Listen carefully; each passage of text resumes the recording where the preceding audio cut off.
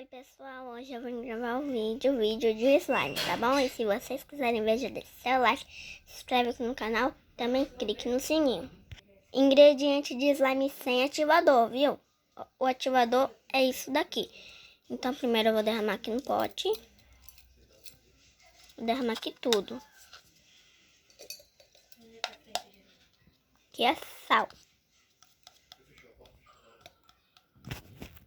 E agora eu vou botar cola branca.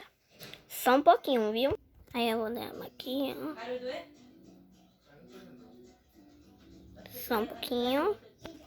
Espera aí. Agora eu vou misturar, pessoal.